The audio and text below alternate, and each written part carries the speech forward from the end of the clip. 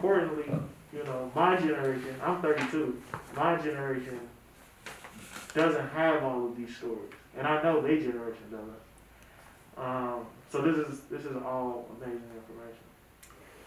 Mm-hmm. Well, should I just start talking? Yeah, I'm if you better could just off turn- to just start talking. Right, if you just turn your body, there you go. Okay. Good. And hold on just a second. Good. And anytime. At the time I was mayor of Lincoln Heights, one of the things that I can remember so well was that we did have the opportunity to hire an economic development coordinator. Her name was Yvonne Kovac, one of the best. And she and I, or she, drew up a grant, economic development grant. And we got the grant for millions of dollars. We got the grant to tear down Valley Homes and build houses. At that time, we were looking at houses, maybe $200,000, $300,000 houses.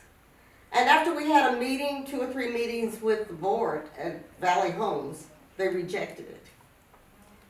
They felt that no one was going to be buying those houses. And of course, a lot of them were afraid if they get put out of the Valley Homes, they wouldn't be able to, afford those homes. Where are they going?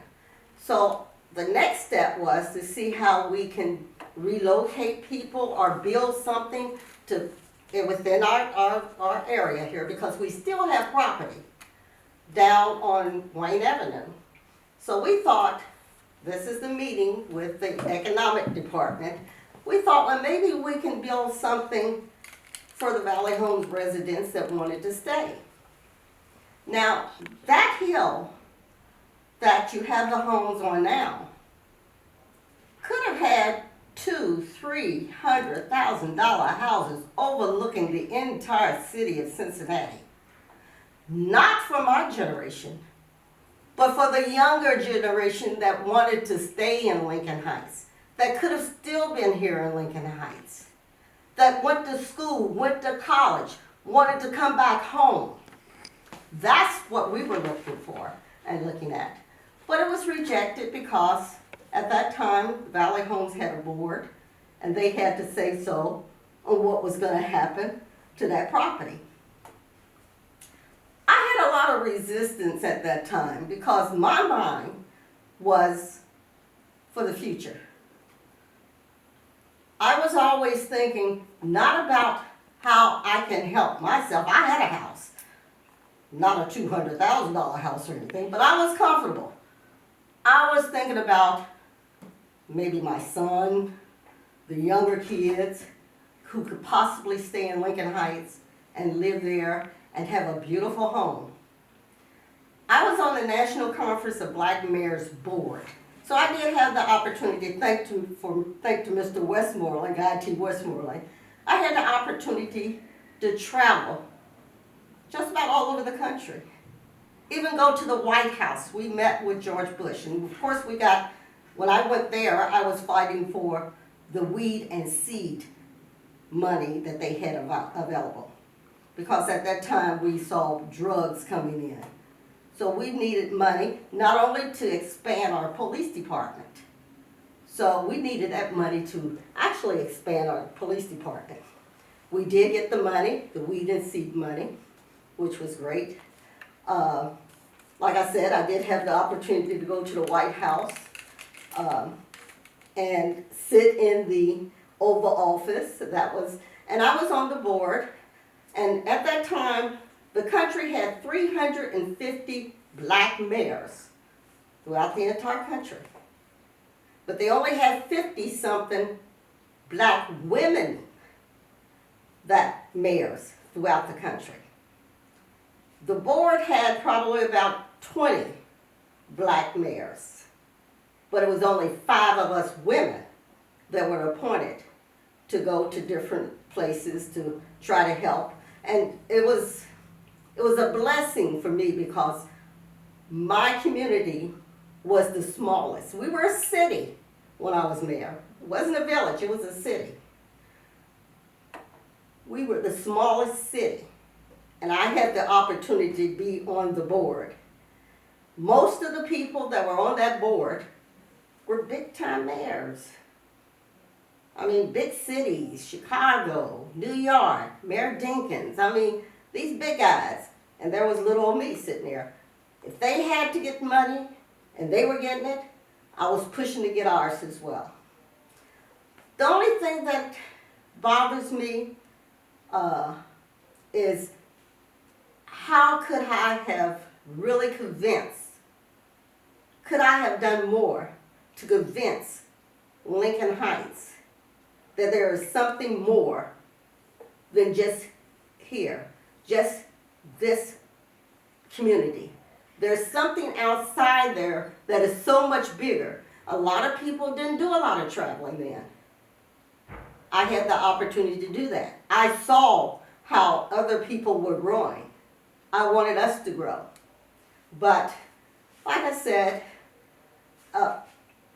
Lincoln Heights is everything still to me. And anything that I can do to try to help, I would.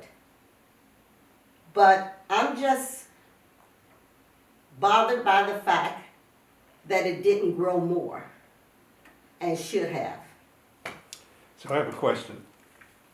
So what do you think, and you will answer looking at him, Okay. what do you think about the positive future of Lincoln Heights? What do you see as a positive future? I think young people like yourself have to pull together and get together and say, look, I'm not going to let someone come in here and take my community that my ancestors had, that my family, my mother, my grandmother had, and take it away. I can't let outside people come in and destroy my community. See, we had that mindset when I was going to school. We didn't, being a woman and being a young girl then, the black boys wouldn't let outside punk people come in and mess with the girls or mess up their community.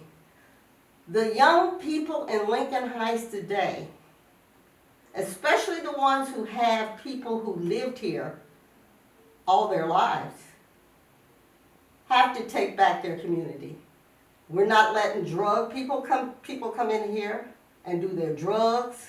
We're not going to come in here. We're not going to let outside people take our community. This is ours. We're going to develop it. We're going to go out there and see what's out there available. We're going to try to get grants. We're going to be on the doorsteps of everybody around us. We're going to try to get businesses back in here. We're going to try to build. And we're not talking about building with a lot of apartment buildings. Apartment buildings don't bring in a lot of revenue. We need some homes. We need to make sure people, if you still got land, and I understand you still have land down there on Wayne Avenue, if you have to go eminent domain on some land, do what you have to do to build up the community. I'm at the age now, I can't do it, but you can as young people. That's what I think. I have one more question. In regards to, because as you talk about economic development, you talk about the opportunities that are here. Speak a little bit about the damage from an economic development perspective that the gun range caused, and having to hear gunshots, how that dissuaded people from investing or wanting to spend more time on the house or move back. Okay, at the time I was mayor, they were doing the same thing, and I do remember the city. We sent Cincinnati a threatening letter to their attorney that we were going to sue. That was the only reason they stopped. Now, they started back after I left, but that was the only reason they stopped. My thing is, back then, we were even talking about buying that property from Cincinnati. I don't know if you can do it now, but that is something to think about. I mentioned that to some people. Try to buy that property. Try to get that property from out from under them. Try to see, give them a fit. Hey, this is not helping our kids. This is devastating to the community. The apartment buildings down there, the older people down there, they have to hear that. We're gonna take you to court. We're gonna sue for millions or whatever we can get. Or you can sell us the property. Go after it. That's what I think you should do.